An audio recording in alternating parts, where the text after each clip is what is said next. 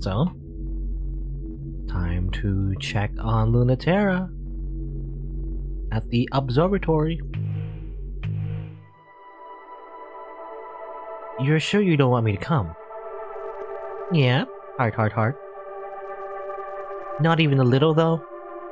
Mars, you're actually so sweet, you know that. No one is a more perfect hero. But I need to go alone.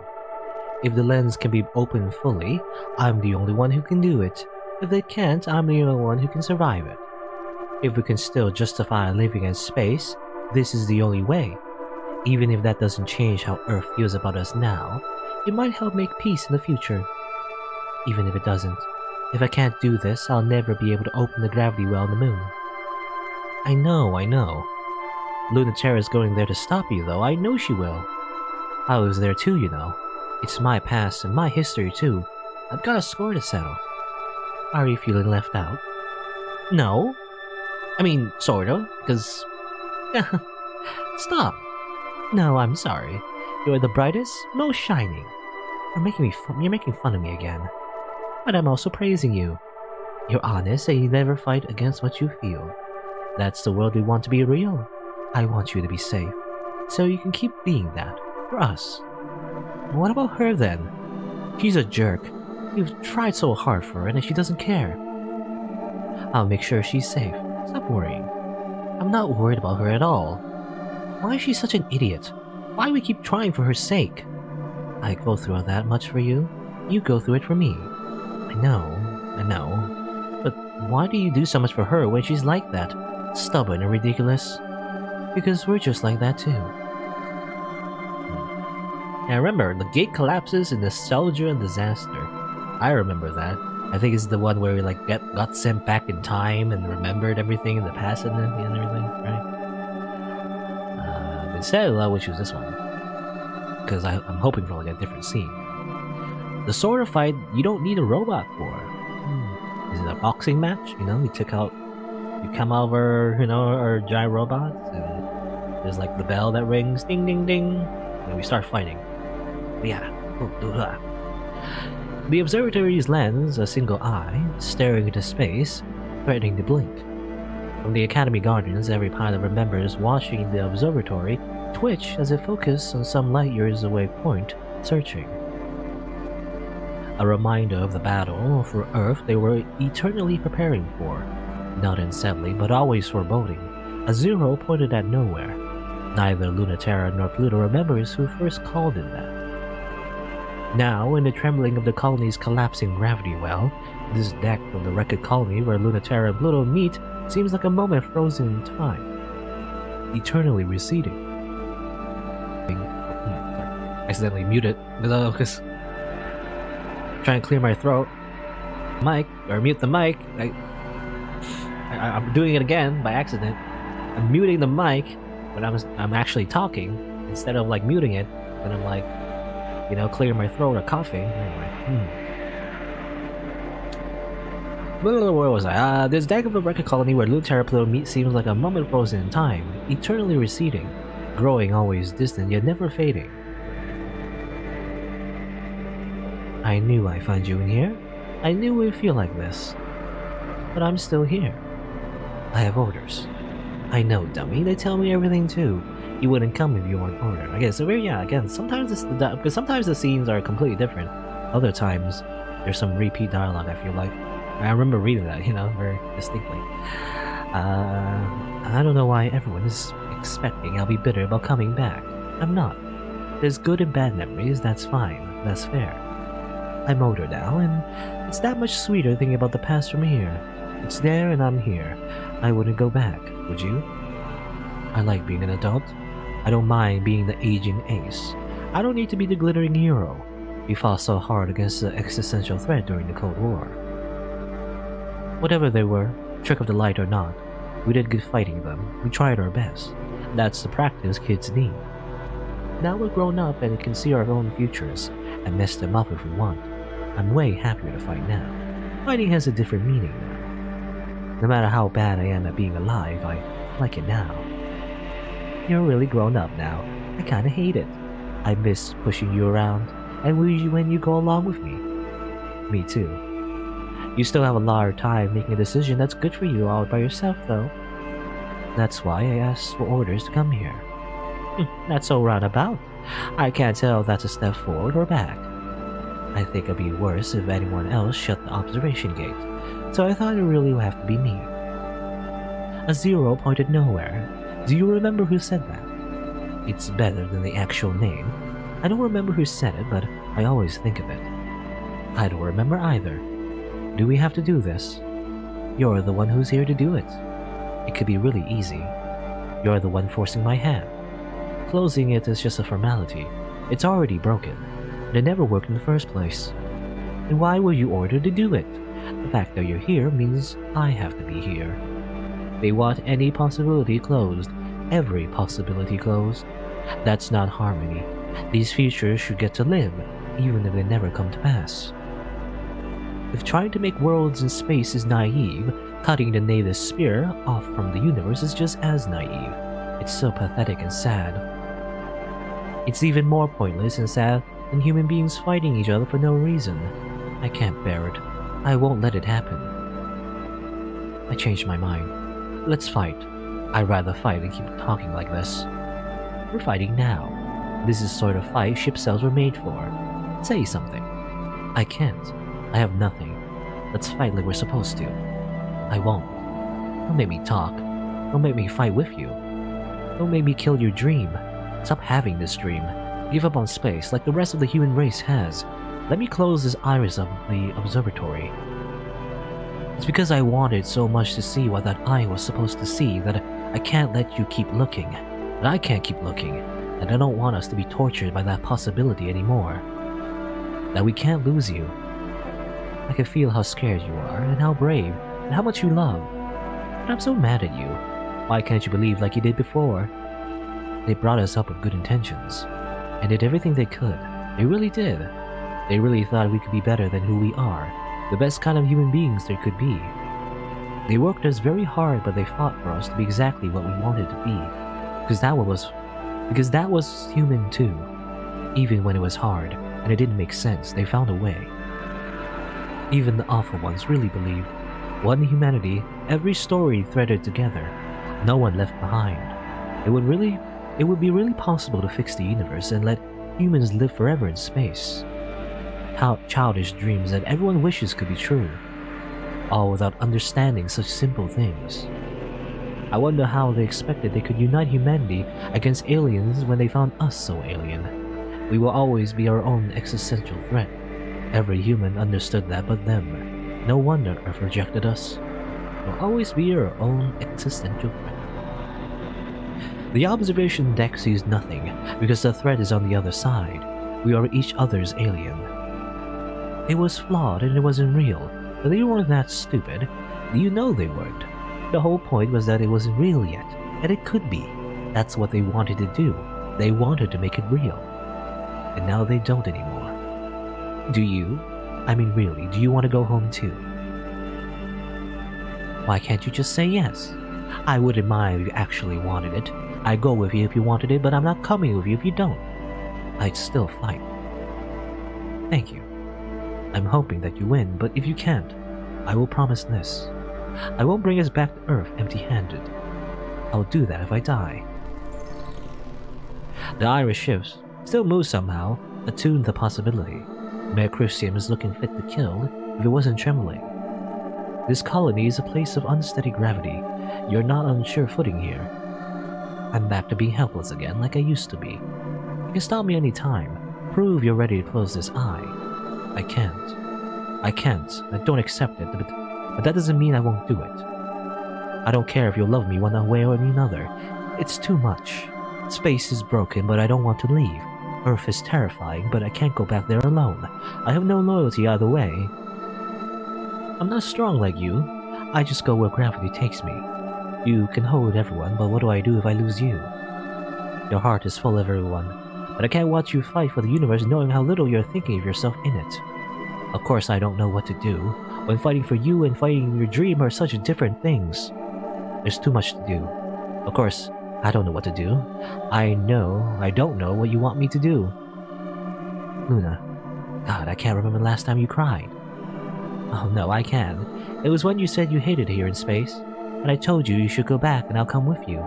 There were such hard days, and you didn't want to keep fighting. But when I said that, you started crying and crying, and I couldn't understand why. It seemed so simple a solution and everything you wanted, and I got so mad. Then you told me that you didn't want to leave if it meant me giving anything up. You didn't want to give anyone else up either. I wasn't expecting it at all.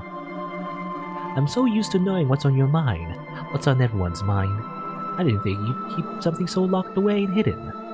No matter how far my tides can reach, there's some places I can't ever know until you tell me. It was the first time I felt frustrated by that. I'm most angry at you when I can't do what you want, but I guess that's how you feel about me. And how I feel about you. Oh baby, you're crying again. I can't let you win, but we'll be together until the end, and after. Okay. A very different turn, I guess.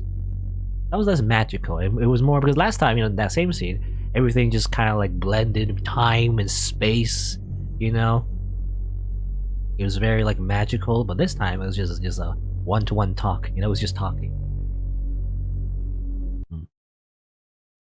It was just a heart-to-heart. Which, I mean, happens a lot, actually, in the visual novel. They just end up talking, and that's it. I'm so sorry, everyone. I tried so hard to keep those memories of when we were in the academy, and space seemed so innocent and full of possibility. All I have left is scraps, but I hope that's enough. Proposee, with new directives, tell everyone, on the moon, the border between Earth and space, we have struck a deal with the celestial mechanics to open up the gravity well. To give us a fighting chance of making the dream real. Everyone, take your time. Together, our gravity, our love, can be as heavy as the world. Tell everyone it's time for us to head back to Earth's cradle, so we can say our last goodbyes. Ready for launch. Okay. So you probably get that message because we get like 75% of celestial mechanics. This is probably where... Let's see, what day is it? In the game, anyway. Day 7. Yeah, that's close to the ending. So yeah. So you get like a little message that basically confirms, what like faction we're kind of like following, I guess. Mail. Academy Director interviews, declassified archives. Memorial Foundation. Please do have a seat. The committee has enjoyed reading your resume. The committee has deeply enjoyed these fascinating criticisms of the Newtonian-Jungian model of physics. It certainly does feel revolutionary. This committee would like to pause to acknowledge how the candidate's work has met and exceeded the desired qualifications. And without diminishing the accomplishments of the candidate, the committee would like to express that its interest is more piqued by the candidate's interpretation of the existential threat. And the committee would invite the candidate to elaborate more on the implications of this the committee would invite the candidate to elaborate more on the implications this would have for managing cultural and colonization efforts in an administrative role within the Memorial Foundation's space program, if the candidate would. The committee hopes the candidate will elaborate on the nature of what an educational program would entail. The committee is especially interested in the assertion of radical cultural advancement made possible without the risk of existential contamination. The committee is intrigued by refutations of the so-called scapegoat proposal by the program's current director on technical and theoretical grounds, as opposed to the usual ethical ones. And the committee invites your comment as to the end of the future of culture in space. This is probably to someone, probably to Europa or somebody, I don't know. Like I mentioned before, Newtonian-Jungian model of physics, maybe not Europa, maybe just Dr. Nix, because often you get kind of like information about, each faction as you play a certain character.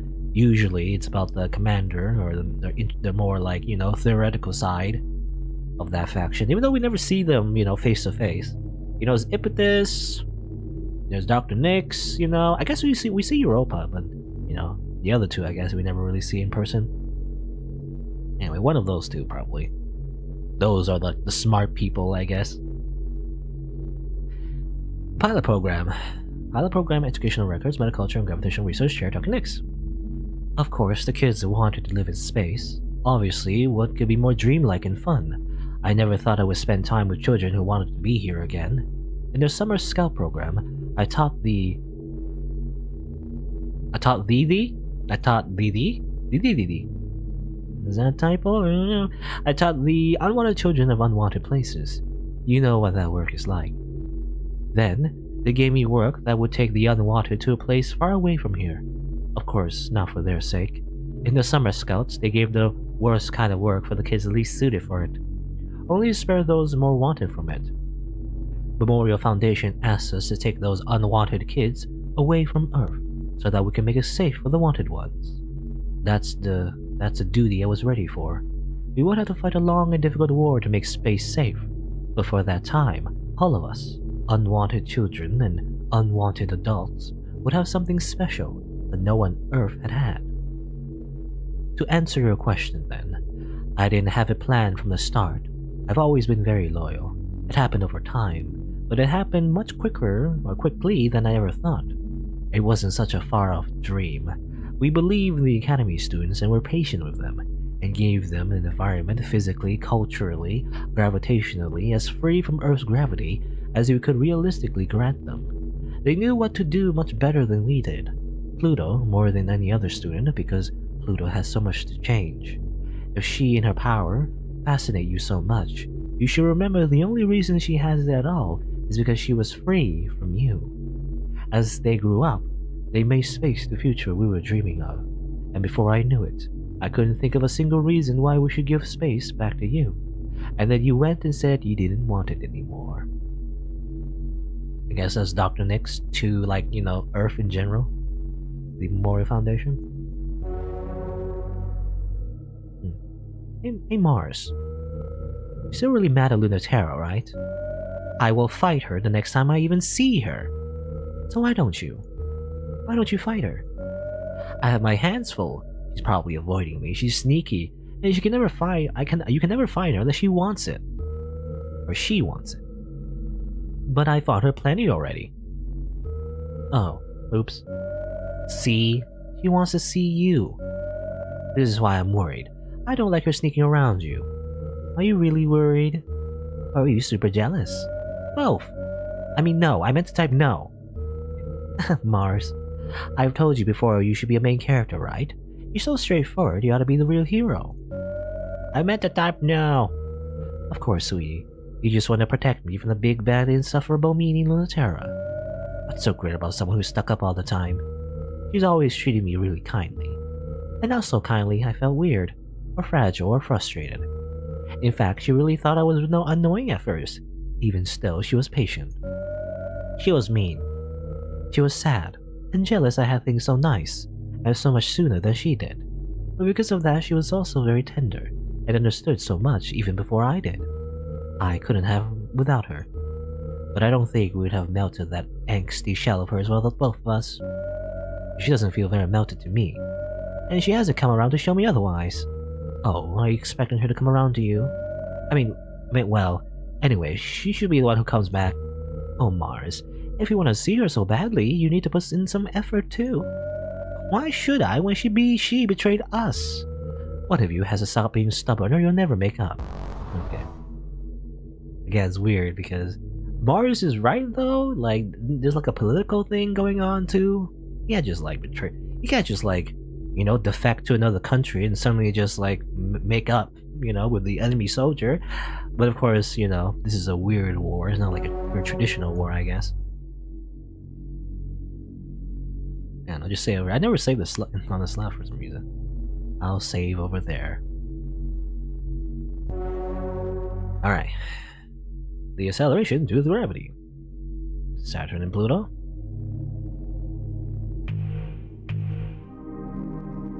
We're seriously working with celestial mechanics. This sounds stupid. I seriously don't trust them. They're so shady, no matter what they say. If it's something that's in their best interest, there's no way it's also in ours. I know there's another way to restart the space colonization project without opening the lunar gravity well, but that's exactly why we need to keep them as far away from it as possible. You don't need help to do it. And that's really true, especially with that reprehensible, irresponsible pilot they're assigning to the operation. Yes, I know, but hey, if I don't need to convince you, why are we doing this? I know it's true, Mars. I'm not going to pretend otherwise. So why? Isn't it true they're just using you for a secret plan that will let them take control during the final battle? They're sneaky. I know, Mars. But if we don't open the gravity well, there's no way to have the final battle in the first place. Earth's gravity will destabilize our ship cells completely. Neither of us can get what we want with Earth so close. Why do we need that conniving pilot with you? There are some things even I can't do. You're the one who keeps telling me that, you know? There's no other way to even get a chance at this without their help. But they're gonna use that as leverage to trick us anyway. They're not beneath that. I'm not beneath it either, you know. That's why I'm there. I'll be trying to get the upper hand for us. I can be ruthless too, Mars. Don't you think I want it badly enough? I mean, you shouldn't have to. I know that's the part you hate. I don't care if you don't want to see me do something bad, though. I can do it, just like all of you can. You always tell me not to worry, but then there's nothing that I can do. I want to stop worrying, but I can't when there's nothing I can do. Oh, Mars, I really forget sometimes. You're such a good girl. But just trust me, okay? Trust me and watch me. It's all I ever need. Okay.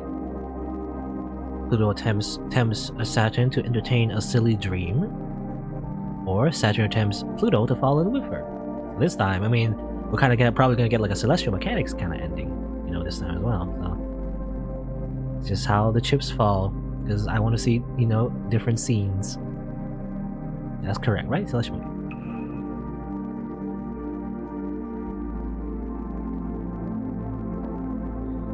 On the lunar South Pole, the moon's first city glitters mundanely, so ordinary it's hard to believe it's now just another site on Earth. The Lagrange colony was destroyed, the Ares colony was stillborn, but Earth's satellite is almost as much Earth as Earth is. So we have the authority to name Earth's satellite the Moon, part of our body, the native sphere, and now foreign unknown Luna. Even though the space program is ended, the Moon will remain part of Earth as it once was, before a cosmic event tore it from Earth. Reclaiming the Moon was a historically, existentially important event for all of us. Except for this impossible tower on the impossible mountain, and a point of eternal light which is not so earthy yet. The gravity well is suspended directly above the tower's point, resonating with Earth to keep every wayward human space grounded. The Moon has been taught almost all of the Earth's gravity, but not quite. There's still some possibility left. I think we read this before, like very similar anyway. You're quiet. Are you up to something? What makes you say that? The tilde, but also everything else. the literal tilde. You say tilde, tidy, tilde, you know, a little like wavy line. Hey, I'm being very sneaky here. The string of pearls and carmincula circle around the small, glittering void of the gravity well. For all the good it might do, celestial mechanics and Kratos Grace's capital ships are standing by, just not too close. Who knows what could happen? I should be suspicious, shouldn't I? I think you must have some sort of evil plan. Of course, you should always be suspicious. I'm shifty. I'm here to get the upper hand. Good, that's why I'm here too. Still, I don't mind if it's your evil plan that finally succeeds as long as it's yours. You're trying to flush to me. Try harder. I mean, it is working, I just want to get flushed more. You're in a really good mood. So I'm extra worried. More worried to be working with you than all the times fighting you. Not a bad way, though. The gravity well is a massive engine and is very stable.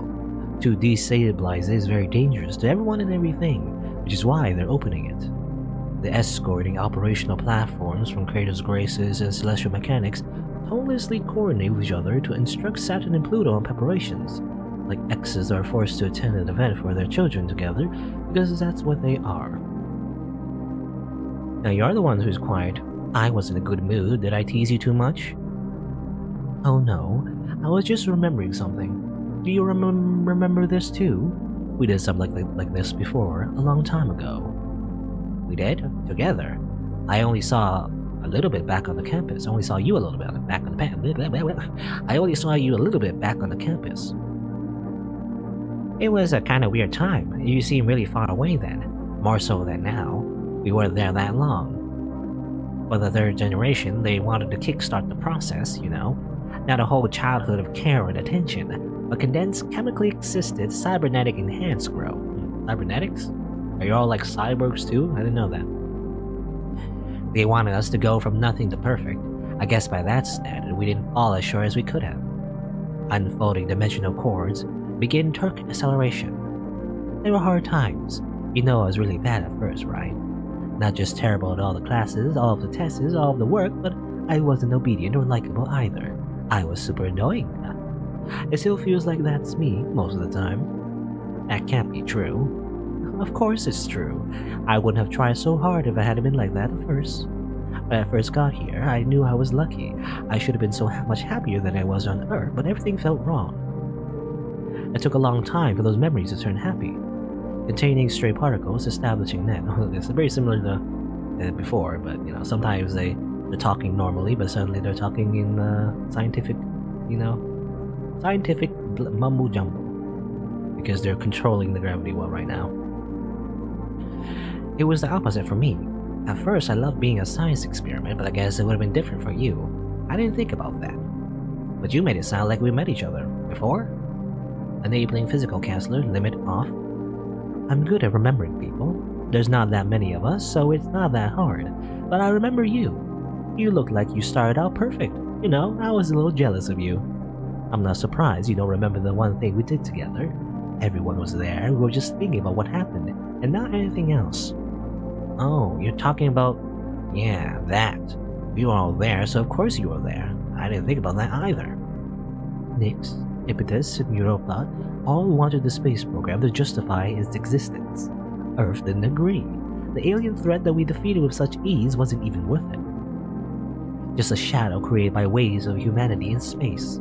A color and a light that fought us and never came into focus. So they had us all come together over the gravity well, just like this, to see if we could pull whatever they were more fully into our universe, and then it went so wrong. Interesting. Did I mention that before? I don't know if they did. But like, the idea is like, yeah, they fought the weird existential threat thing, but then it was too easy, so they wanted to make it harder, you know? Make it more tangible, maybe? They used the gravity well somehow, but I don't know. Well, that was when the space program really ended, wasn't it? We never should have done it. It was risky and no one knew what they were doing. Everyone was desperate. I don't know. Maybe Neef doesn't feel the same way. Again, Neef. Who's Neef again? I don't know who Neef is. They mentioned it before. The tiny point of glimmering darkness in the gravity well sometimes shines in such a way that, for a moment, it seems there's something inside it. Well, actually, I remember, isn't it Neef the one person who went through the gravity well and then came out the other side? Is that what it is? I think I remember something like that. Right? That's what happened? That's Neef, right? The one person that went beyond the existential threat, you know? And then, you know, we don't know where they are anymore, I guess. I hope that's true. I want to believe it. I can't blame them for what happened, though, either way. Huh? Really, though? What do you mean can't blame them? I mean, they were the ones who gave in, right? When most people talk about what Neef did or what happened, when they turned inside out in the light of the gravity well, it was as if it was a horrible accident. Not something they did on purpose. Why do you talk about it like it was? I just had this feeling. I didn't really know Neef at all. Now maybe I should just be honest. For a second, I was thinking the same thing. What if I jump in? I thought the same thing. We could have been like them. During the testing, when we saw the gravity well opening before us, we could have jumped in too if we wanted to. So that's what went wrong. Like, opened like a weird, portal somewhere. It was scary. It was. But a lot of us looked at that, and after we thought, us too. And that was how the Celestial Mechanics was born. Okay, so that's why the faction is what they are. Yes, that's what they want. They want to go into the gravitational well or something. Oh, that's the truth. Whatever Impetus really wants aside, we have our own ideas. Oh, that's amazing. I couldn't be so brave. When Earth looked at what emerged, they were filled with despair, so that's how I decided to feel too. After all, it was proof that the existential threat was the same thing it's always been. The same thing we've been fighting as long as humans have been humans. The shadow of possibilities cast by us. The not quite there aliens we have fought for so long were just caused by our ripples in space-time. We only had ourselves to lose and nothing to gain by fighting them. Where Neef went and what they became, only Venus knows. Venus. What did you really feel that moment? Before you told yourself otherwise. Yeah, the mention, in there, Venus, that was the last ending we got, right? Where basically, like the characters basically created a new like world on Venus, or just in general in the solar system, and that only people who are like, you know, spacefaring, the ones with ship cells can like go to or something. I don't know. I'll tell you how I felt. Or I'll tell you how I felt. I felt smug. I mean, I did everything right and that loser messed it up. When I learned it was the end of the program, I was mad. When they demoted me from piloting anyway, I realized I was the fool. It was an important lesson in not being a good girl. Stabilizing reaction, synchronicity perfect, hold until stable. I feel like I know you a little better now, Saturn. Me too, in a new kind of way. Now you, what did you really feel? The gravity well opens, the reactors turn inside out, from shining white to infinite black, drawing in all that is and emitting all that isn't yet. But with gravity itself. The way we have in the universe, that alone is all we need to touch. Okay? Oh, there you are. I knew we'd only get a moment to touch. You maybe think sometimes of falling in. Or rather, that's Saturn. Do you maybe think of sometimes falling in? Even you must have thought about it. Core residence in perfect conditions, ready for full release. Gravity well unbound. All stability checks nominal. Here it comes. Back then, I almost did jump in. I thought about it before it was happening, when they said you must not under any circumstances. It would make anything I couldn't do possible if I left everything I had behind. It's an awful paradox of a deal, but I wanted to do it so much I would have if Neef had wanted it in 1 second more. I've never told anyone that. You're really good at seducing people, Saturn. If I gave you the chance to fall in again, would you? Would you fall in with me? Oh, just you wait and see. Okay. The gravity well shines and is collapsing to a star. Everything is starting. The opening was peaceful, perfect, no problems. And there's a feeling, like the fluttering of wings deep down. Okay. Day 8. No, they didn't jump in yet. You jump into the weird warp hole. Where you get consumed by gravity. I don't know what's going on.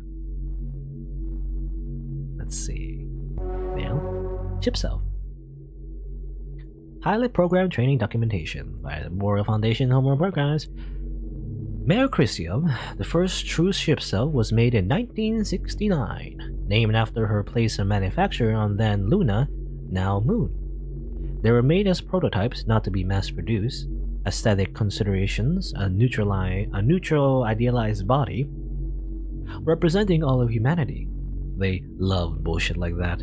Not the first vessel of a gravitational engine, only the first built to use the engine to exert outwards gravitational control. A ship cell creates the pressure and culture for a human to survive alone without the presence of others. It's an unsustainable attempt to make a human function as a world. To make it sustainable, we have to become world-sized, in body, thought, and soul. Encompass every self that has been or will be or could be. Okay. So in a way, what they're saying is like a ship cell is like, you know, obviously it's not just a giant robot, but also a planet in itself. Is that what it is? And that's why, maybe that's why everyone is named after real-world planets. You know, real-world like moons and stuff like that. Because when they're in a ship cell, they're in itself a planet, you know, a world, I guess. I don't know. Well, its original armaments were extremely varied. Since they were proof of concept, but it wasn't understood yet what form the existential threat would be and what sort of weapons would be needed against it. The tidal reactor can externalize, but it doesn't have any interior mechanisms for this, so it needs an equipment loadout and even though the raw force is still unmatched by any mass-produced unit, it wasn't built with an effective way of using it. The original pilots had to bend, slowly, the default forms for their ship cells into new shapes, and refit the ceremonial theoretical weapons to the ones suited for the existential threat, and eventually, each other.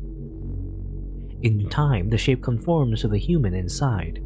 This in part confirms that specific theory. The human part is in the ear, but the hole in the lobes for your earrings. Lipstick is real, lips are not, and we see humanity defined in its gravitational output. Okay. So it's kind of like, humanity is not like our literal bodies, but how we, I guess, express, ourselves, or whatever. But, in the shape of a giant robot, It's like lipstick is real, but lips are not, Kind of like that, It's got the giant robot, the ship self, is the lipstick, I guess. Something like that.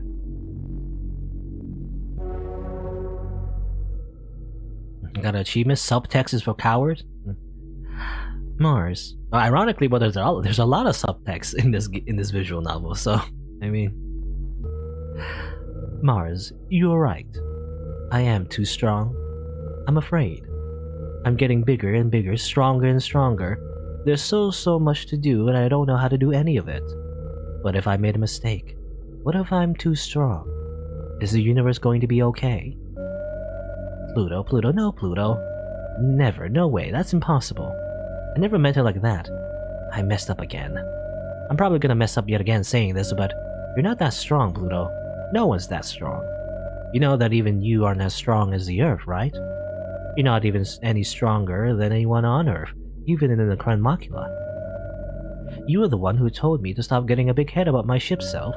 Like, if I fell to Earth, it'll crumple under Earth's gravity. Yeah, I think we read about that before. The ship cells can't really survive Earth's atmosphere, like physically, but also in like a philosophical way, as if you're being like pressured by Earth's like culture or something. I don't know. Any given human is a million times stronger than that. Space just doesn't have any competition, so you're not that strong. You're just stronger than a bunch of idiots. I love you, Mars. I keep telling other people that, but I never listen to myself. I can only hear it when you say it. You know that sometimes applies to your love advice too. Hey, I'm the one who gets to bully you about that. Take your advice then sometimes. I'll listen to myself when you do. Then you better get ready. You're not gonna be ahead of me forever. Wait, am I a rival now? Finally, I'll defeat you. Haha. Lol. Okay. Thanks, Mars. We saved each other again. Alright, there you go. Blue, 100% Celestial Mechanics. So definitely a Celestial Mechanics ending, most likely. But one more scene though. Let's see. Give me the moon. What are you doing here, Pluto? There's no mission. Are you going out? Just for a little while. Did you want to stop me? No. I'm getting a little better at not worrying about you. Even though you are. I'm trying, okay? Nyx is worried, isn't she? If you want to slip up for a minute, she'll be mad. I know. Especially if it's to see Lunatera. I keep not being her perfect girl. She always thought Lunatera was a bad influence. So she's not wrong. I just want to try one more time. Bring her back? What if she takes you instead? Maybe that could happen too. Don't say that. I wouldn't mind. Maybe I don't want to be the one to lead anymore. Mars, why is everyone so obsessed with me? Why does everyone want to save me? Why isn't anyone strong enough to actually do it? Why do they think I'm strong enough to pull them up instead? I'm nobody. Oh, you don't have to be strong. That's a lie. Of course I have to be strong. Who else is going to pull me up? Even if you don't know how. I don't have any talent. I don't have any skill. I just never said no. I can't. That's too much. I don't know how. I just couldn't ever say the words. So I just kept doing it even though... Hey, it's okay. It's not. Okay, it's not okay. It hurts, it's bad. Will you suck at making me feel better? Excuse me. I love you. Me too. Come on, go. No, no. Make him forgive? Fight until we love each other. Yeah, and to see the new scene, probably, because last time, as Lunaterra, we always chose the Memorial Foundation choice, so fight until we love each other. Last time, we were just like, I guess, having a nice walk, in the fields. This time, though, on the far side of the moon, there's still some part of the dead, empty, cratered Luna left. As the terraforming engines sweep in, they turn Earth's satellite into another part of the Earth. Until that time comes, this place is free of Earth's pull, a place still perfect for a quiet moment to happen. In an empty clearing surrounded by weight and life, it's the perfect place for them to fight like ships do. The fighting that ships do, not the fighting that people do. In the naked sunlight and nothing else, Pluto looks so beautiful, spinning tiny galaxies with macula, the way she was always meant to. Of all the prototypes she piloted over the years, none suited her like this. From the awkward and embarrassing creature she used to be to the woman who promised Earth there could be a new type of human. Or, I don't know how I read that. From the awkward and embarrassing creature she used to be to the woman who promised Earth there could be a new type of human. Yeah, you realize that. No longer the priceless tool of selfish adults, the pawn of space's dreamers. The princess who can remake her body out of tidal forces and stardust. She's just Pluto.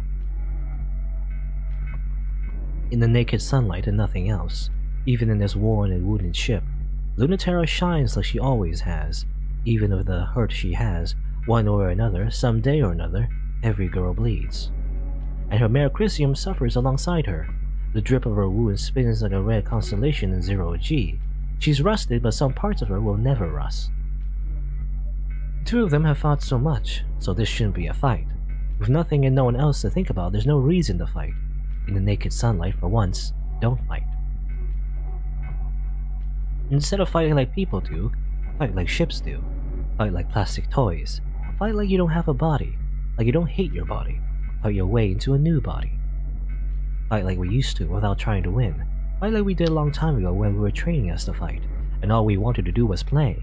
Fight like we did when we didn't have any other way of touching each other. When all we had were lasers and light, tides and time, to say what we wanted to say to each other. I'm not going to go easy. You better not. Since we're not fighting, I really don't want you to hold back. Lunaterra knows a thing or two about fighting in space. Lunaterra wrote the book. Kind of a predictable story. So Lunaterra makes her enemies get sunk. You know this trick, don't you? You've seen Lunaterra pull it so many times. Fire off something to test the waters. Lead the target until they walk right into the shot. You can play that game forever until they make the first move. Don't let them make that move until you know they won't be expecting what you do next. What you do next can be anything, as long as it's what they're not going to see coming. After you do it, disengage, like passing a secret. You know this one really well, the message in the bottle, slipped between the bullets of hard light. She was the person who taught you how to blow a kiss. But Pluto is the one who learned how to make out. Her ship is so big that it makes Lunaterra look like a toy, but Pluto is even bigger than that. You have to measure in density, not mass. Then you understand. Pluto is the center. Lunaterra revolves around Pluto, like she always has. Lunaterra is too close when she tries to pull back from Pluto, and too far when she's trying to close in. She's on a leash that extends through space-time however Pluto wants. Lunaterra's gravity is the tug that makes the tides go in and out. Pluto's gravity is strong enough to turn Lunaterra into a new shape. Lunaterra didn't invent this, but she loves to struggle through it. She loves to see what she can do, how close she can come, and she comes in so fast, does so well but goes too far. When Pluto isn't expecting, it's too fast, way too fast. Pluto's more off guard than Lunaterra expects. Lunaterra's moon of a spear crescents right into Pluto's chest. I want to highlight that whole sequence just now, like before, like a page before, or whatever. I guess I can show. Where is it? Like I think I said before, but like again, like this whole part, because that you have to measure density, not then you understand Luna revolves around Pluto like she always has. You know, too far, she's on a leash that extends with space-time, however Pluto wants, you know, that whole thing. That confuses me, you know? This whole thing, they do it multiple times in this visual novel. Like, suddenly they're fighting, but suddenly you're talking in metaphors and everything. I don't really understand what's going on. But then they kind of bring it back, sort of, but then I still get confused. I don't know. The way it's written. But yeah, anyway. I get confused because they were like, I don't know, it's like a metaphysical battle. Lunaterra's moon of a spear crashes right into Pluto's chest. Lunaterra wants to scream, but she doesn't say anything. It feels deep enough to be scary, and Lunaterra only meant to nick her. What's wrong? We were having so much fun, and why you look scared? Why didn't you block it? Luna, I'm fine, see? You can't hurt me that easy. You're not that strong, and I'll always be alright. Okay, now they're doing the waltz. Pluto plucks Lunaterra off by the forearm, gently with 2 fingers, like detaching a kitten or a bug. Sorry to scare you like that, but you lied. You said you were going to hold back.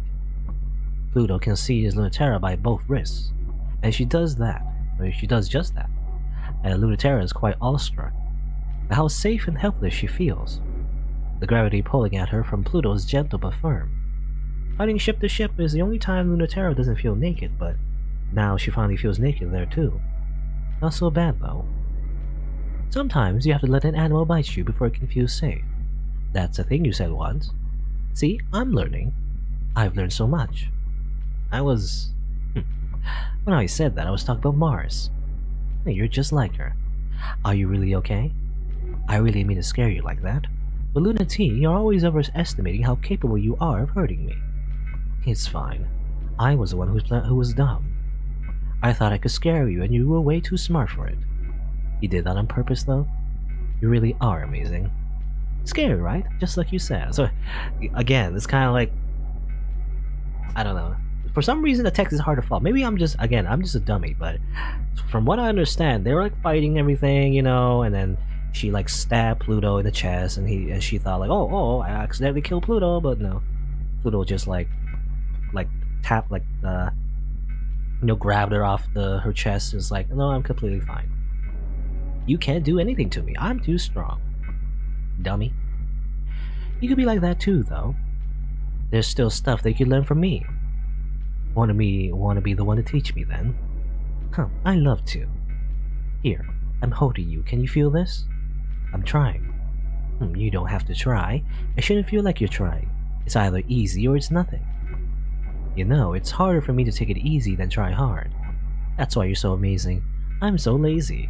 I never want to work ever. I'm always looking for the easiest way to do things. That's not true. It is. Then why are you so good at everything? I'm not. You are. I'm not. But I can't make you see it, no matter how hard I try. I guess I should give up on trying to make you dislike me. Oh, sorry, you can't win against me. You really are such a sore winner. Now I know how Mars feels. Oh, she's right. I'm totally insufferable. I'm glad at least someone knows. Oh, please be sure. I know this too. Oh, excuse me, of course, but you don't care. Of course I care. I love you. Can you feel it now? I really didn't think I would, but I do. Tell me what it feels like. It feels like you're holding me. What's it like when I hold you? I don't know. Am I imagining it? But I can't be. It still feels like metal. I didn't think it would. It also feels tender. Exactly like it would if you held me on Earth. This is why I'm not as strong as you. If I really thought we were never going to get the chance to touch, I don't know how I could stand it. Why are you holding me so tight? I'm feeling smug. Now look, who's the one caught now? I guess I lose. You totally lose. Don't tell anyone. Are you kidding? I'm gonna brag about this for the rest of my life. Okay.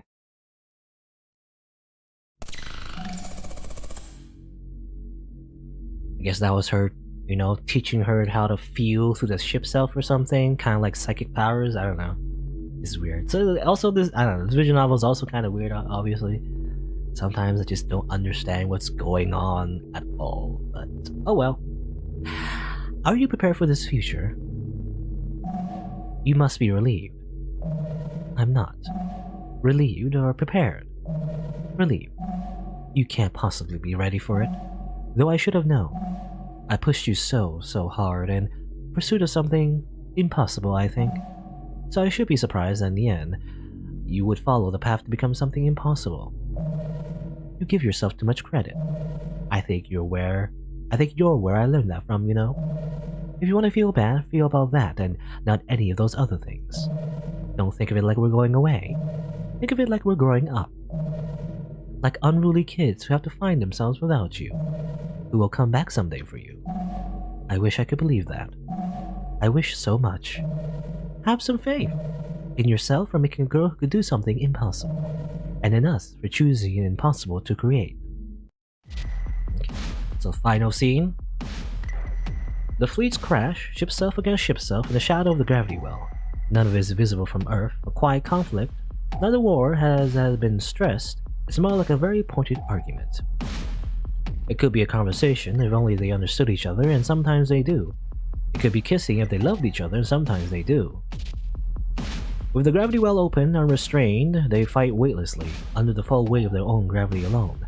A truer way to fight than anyone had experienced before, the fight with one's own self, and the full weight of one's gravity, and the hollow weight of the inverse, is the only time this will be possible, for true power unrestrained.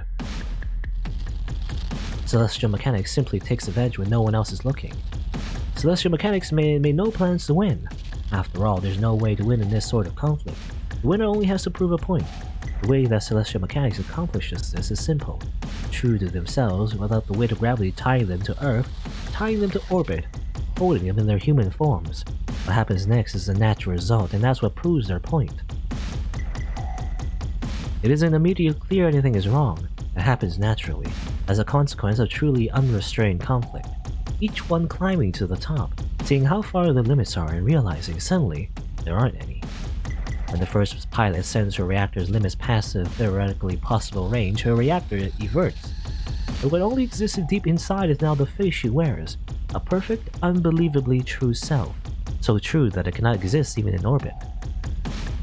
Until she was joined by another and another. In unison, their gravities holds them together. Well, there's Impetus, but he's kind of drawn in like a very more cartoony way. Also, his face, there's no face. We'll never see Impetus' face. Good job, Saturn. It's exactly how I imagined it. But having second thoughts, are you? It's everything you wanted. And it will be good for Earth as well. Your infection of the gravity well was perfect. And you will successfully fuse with your ship cell, just like you wanted. It's for our happiness too, of course. Humans will get to live as humans, aliens as aliens, as enemies mutually agreed upon with no possibility of communication or reconciliation, and no conflict of guilt on our own sides. Humanity shouldn't externalize all of their problems, but I think we can still manage progression with most of them. And with your hands already sunk into the gravity well, I should tell you it's technically too late. Things will take care of themselves from here. Thanks to your actions, I've had more than enough time to prepare for re-entry. I knew it would be that easy for you to ditch us. Not so. I so find you all so fascinating, leading such beautiful lives. I have regrets, of course, but I have a real world to get back to. Okay, so Impetus, I don't know, I guess Impetus is just an asshole for many reasons. But I guess, you know, even though he's like the technical leader of the Celestial Mechanics and led everyone to be aliens, I guess, to cross to another world, he just goes back to Earth. I don't know. He's like, see ya, suckers. I'm not having regrets either. I'm only mad about how much you're underestimating me. Because you think I'm satisfied only getting what I want, and not greedy enough for more. Saturn breaks open her circuits and the Virgin starts immediately. She can feel the gravity belt pulling her inside out. The circuit within humans to be pulled to the floor. She needs it, but not just yet. I don't know, the kind of skipped for some reason. Like it went really quick. I didn't even press anything. Yeah. Saturn breaks open her circuits. I wonder what it is you think you can do at this point. You've already conceded. Unless you're hoping for some reconciliation between humanity and the alien. That is by definition impossible. It must not be too impossible or you wouldn't be training all your weapons on me. Well, I am impressed, because I finally have no idea what it is you're doing. But just because I don't understand, doesn't mean I'm not going to prevent it. You have no understanding of what the violence of actual combat is like under Earth's authority. Everything's so pixelized. Everything's so censored. Hypnotis is Rosvox Terra is equipped with certain features that allow it to divide and categorize. It's an abstract ability with a lot of applications, sophisticated and sinister, and the warrant of Earth itself behind it. Ronsvox Terra? Didn't we see something like that before? Like it was Halamids or Halamides? You know, ship self? Like maybe it was different, I don't know. It's a very familiar name though. Anyway, so Lunatera figures the best solution is just to shoot him. A lot. Yes, just shoot him. Just shoot him. Lol. Very easy. It's honestly a very good solution. Ippitus buckles, and whatever thing he thought he was doing, he isn't. Huh. Easy. And that's because the hard part is coming next. Promise. You say that now. But thanks for going along. Even though I didn't tell you anything, I know how to make the best of a bad ending. Bad ending? This is a bad ending? Oops. Hey, it's not anything worse than whatever you had planned, probably. Help me make it the best bad ending we can find. Pay attention or die. The intent is lethal and simple, but the weight is not heavy enough to kill. The string of pearls tears a hawk-pig's scar through space-time. His bullets can go there. If you can come close enough to talk to me, you can come close enough to kill me. But I don't want either. I want to never see or know you without space and time. Indeed. So complete the transition. If you remain human, you'll die. I can ensure it. The autonomous military units come to his aid, but their sensors are off, their movements are slow. Human gravity is losing its authority here, and their tools are useless. I could seriously really use a little bit of help here. Well, if you're actually asking. Pluto unfolds the rhythm, she decodes the sequence, plates shift, engines hum, her eyes open. Wow. It's glowing. She opens her eye, her other biggest eye, big enough to swallow it whole, and then she blinks and swallows. She's got hungry eyes. Pluto's hands hold Saturn's tightly. I thought you promised me no bad endings. Well, that's what I'm trying.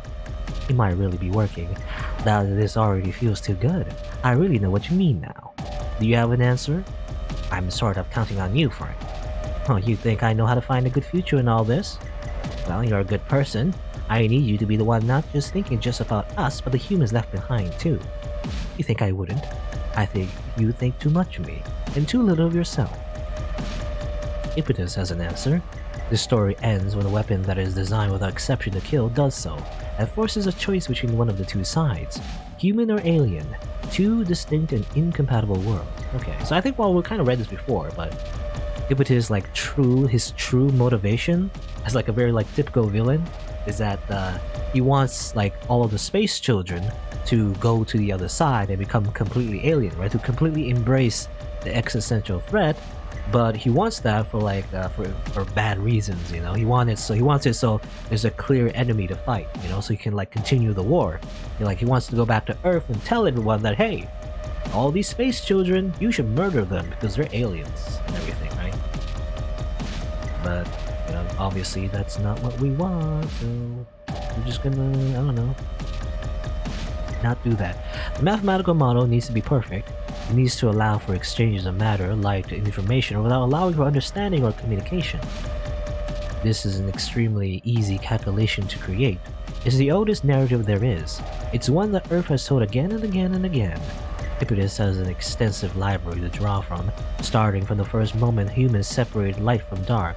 There is a way, and fuck off with this, we don't want it. Fuck off. Saturn throws that narration out. Why should it work like that? Why not make up something different? Who says physics works this way? Who says the calculations turn out that way? Ippitus wants us to take the fall for everyone, for the Earth, for us to scapegoat each other. I hate that. If our cores collapse, a world where anything is possible arises. At the same time, we will have closed off all the possibilities that make us human. The existential threat we always feared and hoped to unite us will be real, and they will finally have a real war. I want all of that, but I just want to add a little tiny bit extra to it. Ippitus wants to reduce the only information it will be possible to exchange between us into violence. Would you want for something different to be exchanged? So that we can't hurt each other, but that we can. Something else with each other? It will have to be very small, very imprecise. At least it'll be something different, you know? But there's no chance of going back to being human. Not zero chance, although we won't even remember what being human is, so it's pretty low, I guess. And that's good enough for me. Let's hope it's good enough for us all. Okay. There's no limit to how big we can get. Size is a funny dream. It's relative, doesn't have to matter anymore. It can be said like any other variable. As the gravity well draws matter towards it, and even light, it emits not energy, not light, that can perfectly make up a body just as well as all of that. Big enough to be equal to the Earth, big and close enough to compete with the Moon, to anchor in space and time, equal division between us, to be a new and separate world. The autonomous units are single vectors, prepared for human violence, and we can't be cheated like that anymore. Only sad humans can have their gravitational impression in the universe terminated by the extinguishing of their bodies. They have to fight us on our terms and they want to get rid of us now, the way humans should fight, with no fear of ending. The consequences will be unimaginable. We aren't going to have ourselves or consciousness like we're used to having. That's what it means to give up humanity. We won't know who we are, and we might not understand or grasp each other anymore. And that's true. You might not know who true that is. It's so true. The final mystery of what is human and what is alien ever shifting, all ground reclaimed by humans lost to them. Humans have a lot. We'd only be able to imagine what it was like to be them. Hey, it's not all bad though. Don't overestimate the human race. Do the math. If we lose how humans love each other, do you think there's ways to love each other that humans don't know yet? Do they really know every way there is to touch and know each other? Or is there still much more to learn too? Maybe we're only scratching the surface. There are many, many routes. We won't understand each other in the same ways, but we'll understand each other in ways we never could. And we will write a new story, with our gravity, a new world. You know, Saturn is a much more... Yeah, I don't know. I don't know what the right word is. Much more poetic, you know, in this route. All the other times we see Saturn, she's always such a... I don't know. Like a very like rebellious, you know... girl with a lot of sexual innuendos, but other times we've seen her in this route, she's always so like calm. I don't know, it's like she's smart. I mean, it makes sense. She's a freaking like super hacker, so obviously she's actually probably a genius. Anyway, as we leave the level of existence he insists on engaging us at, our ties push back, and the Earth's ties, which no longer bind us, insist on him. What are you doing, hypocrite? You want to fight in the realm of heaven? Well, that's what the vision of us called. Heaven will be mine. We're going to reclaim it. Your place is on Earth. That's only the wonder now. The story's ending twists. We are far away. Another space and time. Watch us in the sky, but never touch. Until you find your answer on Earth, you'll never touch heaven. I just can't give up, no matter what. That's the only thing I can always do right. I hope it's going to be enough.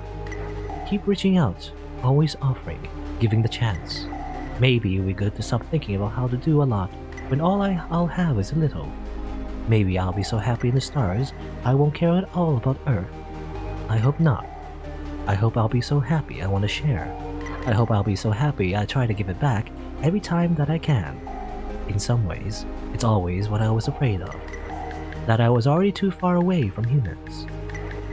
If that's true, there's sure a lot of humans like that, which makes me not special. That's my favorite thing to be. So many things to hold now, and so much more to see. Reactor collapse? Aversion event? The impulse, always deep and always lurking, to turn inside out. Everything has reversed, nothing is the same. Giving up everything that isn't real for everything that is, but now they can't touch each other, can't lie in bed with each other, can't get legs entangled with each other. Instead, they have ways of physically interfacing that aren't like anything we could imagine. Clouds of particles drift into each other. Maybe they touch through each other instead of just on the surface. It can be in a cold and gentle way, like through a ghost, or maybe a warm and gross way, like reaching to guts. Smiles communicate in physical light, an embrace of psychedelic mind matter. Lazy sex in the morning bed, except the bed is a curvature of space-time, and sex is something so obscene it would make your mind implode to consider it. Okay. The ship self fused to the hide. The gravity reacted to the flesh. Because humans have sciences to distinguish the differences between those things, and these new aliens don't, they won't have arts or sciences. They won't know what the differences are, and they won't know what they mean, but they will understand the difference between many other kinds of things that we do not understand. A real hero would have turned out differently. That's not who we are. Our ships have mouths now, and they open, and they can scream. Is that like a reference? I feel that's a reference, you know. I have no mouth, but I must scream, but these ones have mouths. There could be sound in space, and now our vibrations can touch the things that aren't there. Humans know it's time to flee. The threat from within is now without, as they desired.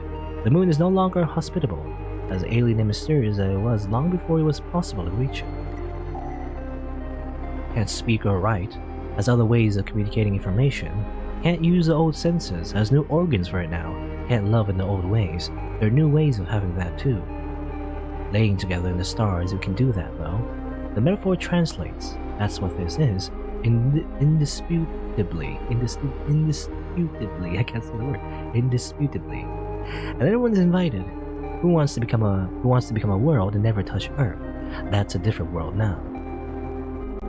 Their strange intimacy can touch us even now, longing to teach us and tell us what they've learned, but they share laughing without laughing with each other even now. They're so far away they cannot even be our enemies, but they will break our hearts. Okay. It's a lovely night tonight. Perfect not for stargazing because the light of the trinary system outshines them by far, but it's a perfect night to watch the three of them.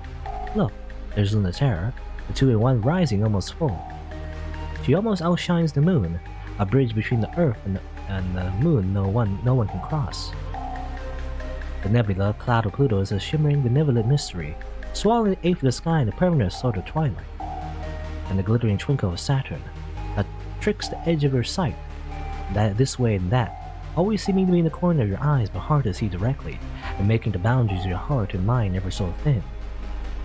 This is a weird ending. We lay out our blankets and watch until someone catches us, and we run. It's all fun and games. Until that day comes, they're waiting for us always. They just need 1 or 3 to reach out to them again, even if it's just a fight, and touch them once more. They're kind of like, they're kind of like a mixture, right? Of their like ship self and their human bodies, I guess. Like they're in the stars now, or something. Like they literally became the stars. They transcended humanity, I think is what, that was all about. They became something that we humans cannot even understand, I guess. But there you go. That's an ending. I get everything so confusing. So from what I understand, okay, so I mean, all of the endings technically they're kind of like, they're all good endings, I guess. They always end up together. Lunaterra's, at least the ones I got, Lunaterra's ending is that they all live on the moon basically, as their human bodies. Saturn's ending, Saturn's ending is like the one I got anyway. They instead they live on Venus or whatever. They live in they live in space. They stay in space and they stay in their ship selves, and then they create a new place for them, within the solar system, I guess. And also in this ending, instead they just simply transcend humanity, I guess, and just become something more, which I don't know, it's super weird, but that makes sense. It's sci-fi.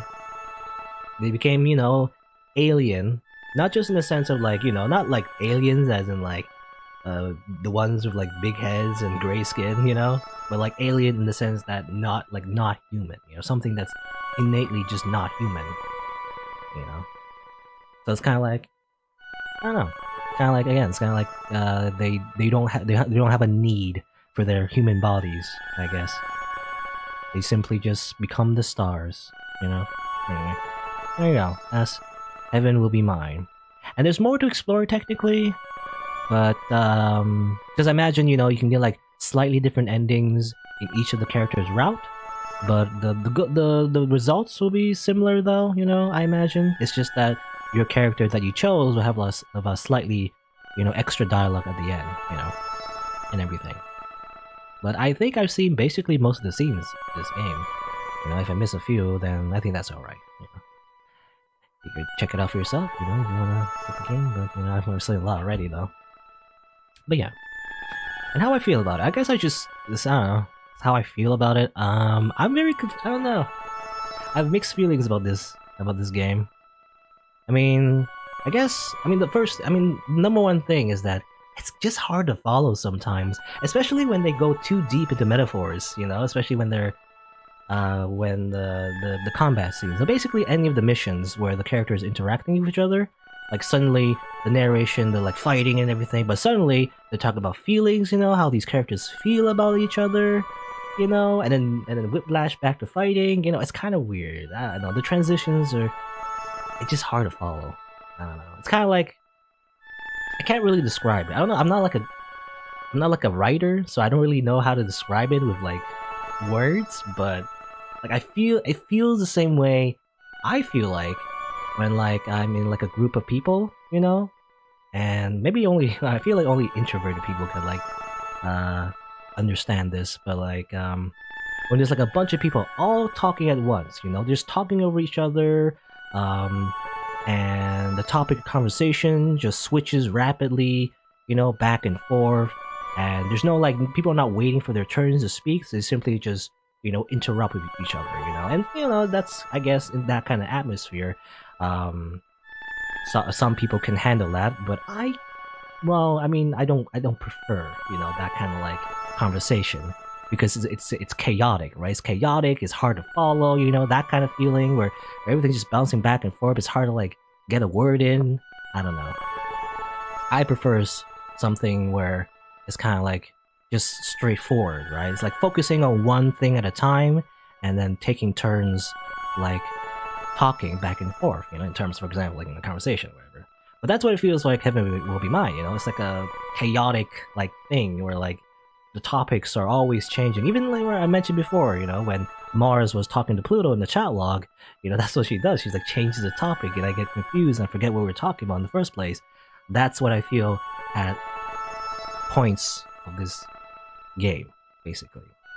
However, I do like the setting. I do like the fact there's these factions, in this like fictional universe that has a very interesting world. It's not just like a copy paste. It's not just references to like mecha anime. It's actually its own kind of universe and has its own little story that you gotta really kind of like dig through. Especially the emails. I do like the emails because it gives you some context and information about how the world is and everything. I guess they don't really explain everything. There's still some things that are a little confusing, like gravity and culture and like a tidal wave reactor, But you don't really. I feel like you don't really need to like understand the technicalities. It's more so, again, you just got to get the gist of it, I think. And again, like gravity, for example, is simply like it's a metaphor for like societal pressure, right? But like in sci-fi, I guess, gravity is not just like literal gravity, like physical gravity, but also philosophical, as in like societal pressure to be like human, I guess, pressure to be normal, and that's what Earth represents, I guess. Yeah. Anything else?